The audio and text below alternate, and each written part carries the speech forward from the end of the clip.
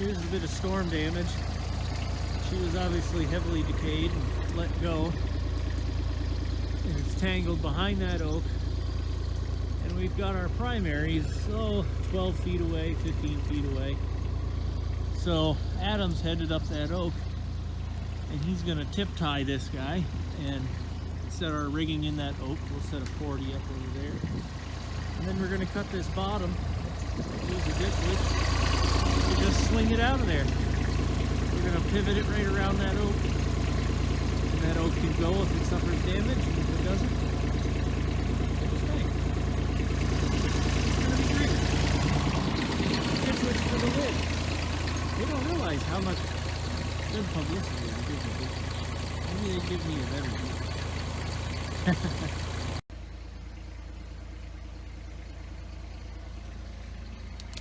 You got her tip tied up nice. Boy, this is just like a collapsed piece of pipe.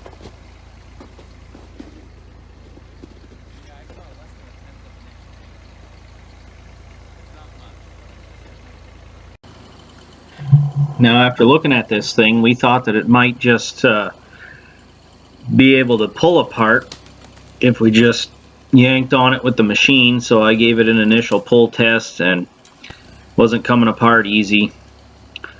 So Brian went in and he just cut the strip that was on the back side.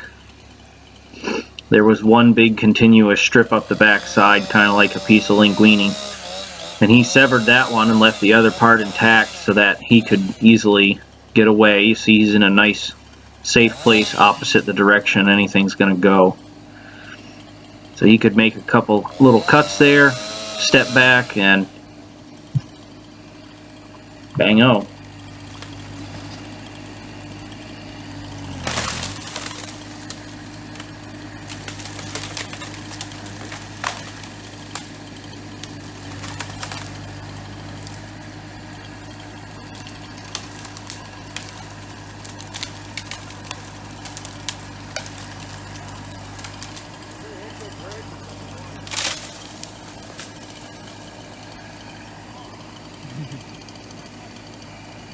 Sound, little oak.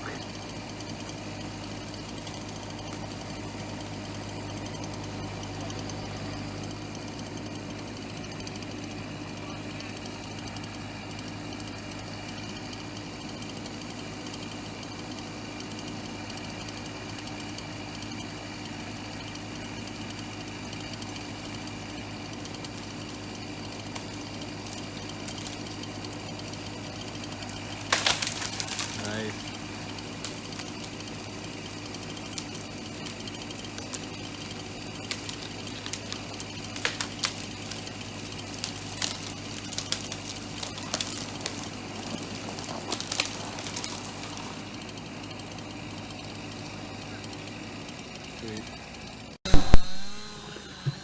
Alright, so here's what we got going on here. We got a snapped off maple leaning into a clump of elm.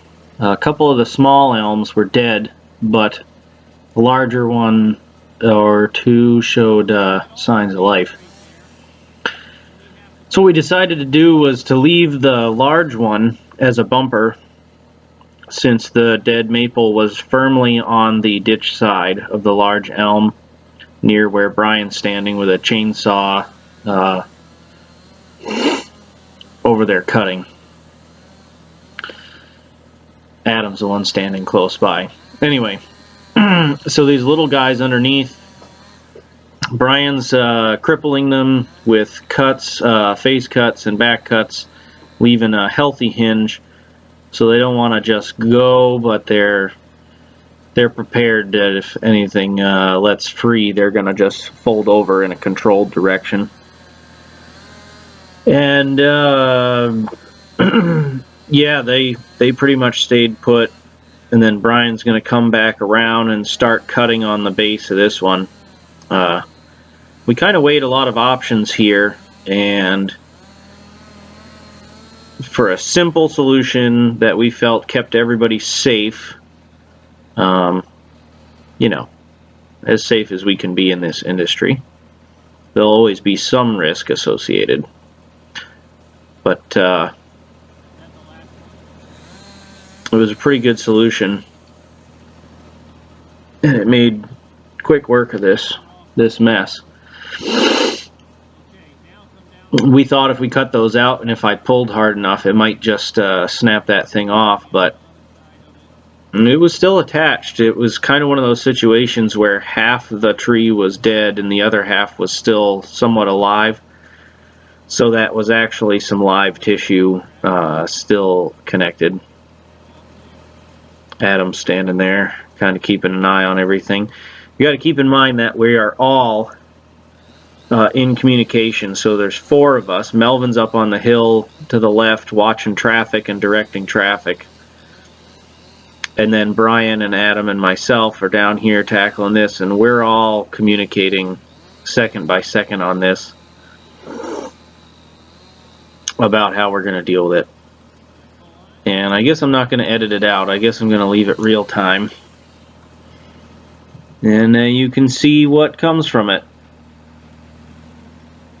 And, there's not always a good way to start cutting on something like that in that sort of a position.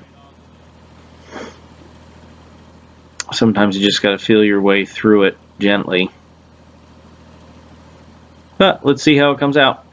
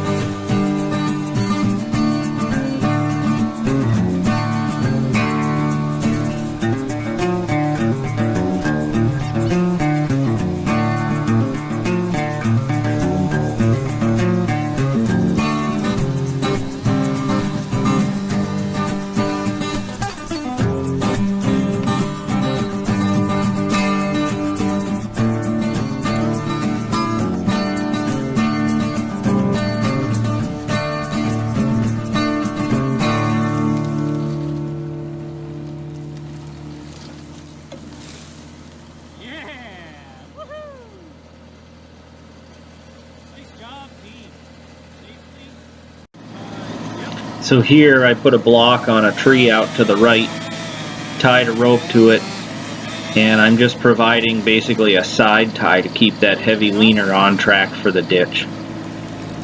Adam did a great job laying her right in there. Beautiful! Sweet.